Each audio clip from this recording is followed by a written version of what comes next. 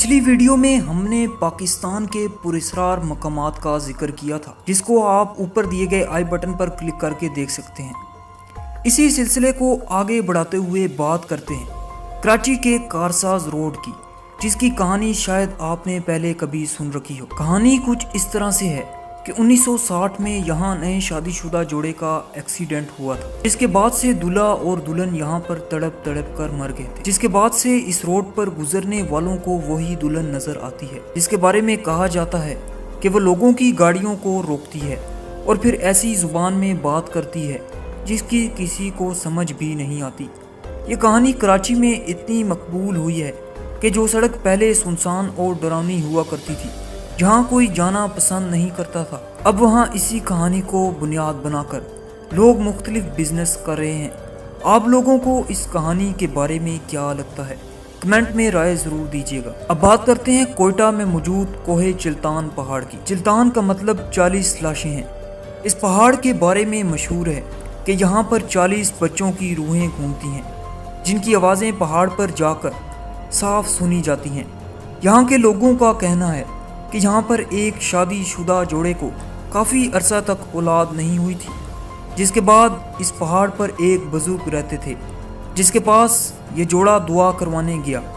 اس بزرگ کی اس جوڑے کو ایسی دعا لگی کہ دیکھتے ہی دیکھتے ان کے 40 بچے ہو گئے، لیکن تھوڑے ہی عرصے میں اپنی غریبی اور مفلسی کی وجہ سے اس جوڑے نے 40 میں سے 39 بچوں کو اس پہاڑ پر چھوڑنے کا فیصلہ کیا اور ایک ہی بچے کو پالنا شروع کر دیا۔ کچھ ہی عرصے کے بعد ان بچوں کی ماں کو اپنے کیے پر بہت افسوس ہوا، تو وہ پہاڑ پر اپنے بچوں کو دیکھنے چلی گئی۔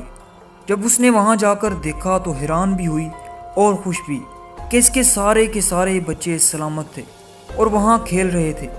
اس عورت نے خوشی خوشی پہاڑ سے نیچے آ کر اپنے شوہر کو یہ بات بتائی۔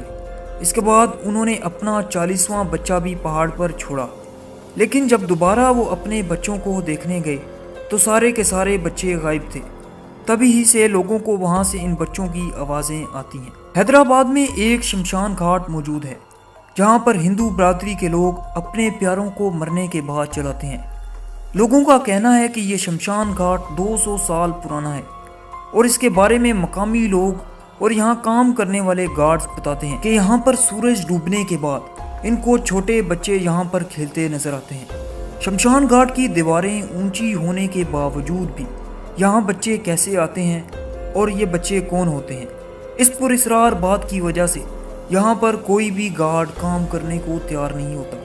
یہ شمشان گھاٹ حیدرآباد کی سب سے ڈرونی اور پراسرار جگہ ہے۔ بات کرتے ہیں DHA فیز 3 کے ایک ہانٹڈ گھر کی، جس کے بارے میں کہا جاتا ہے کہ یہاں پر ایک فیملی رہا کرتی تھی۔ اس گھر میں رہنے والے میاں بیوی آپس میں بہت لڑا کرتے تھے۔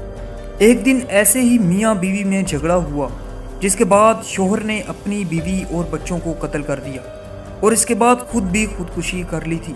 اس وقت سے یہ گھر پراسرار ہو گیا ہے۔ اب یہاں جو کوئی بھی رہنے آتا ہے تو اسے اس فیملی کا اس گھر میں موجودگی کا احساس ہوتا ہے، جس کی وجہ سے یہ گھر بالکل خالی اور پراسرار بن چکا ہے۔ میں امید کرتا ہوں آپ کو یہ ویڈیو اچھی لگی ہوگی۔ مزید ایسی ویڈیوز کے لیے ہمارے چینل کو سبسکرائب کر لیجئے اور ساتھ ہی بیل کے آئیکن کو پریس کر دیجئے۔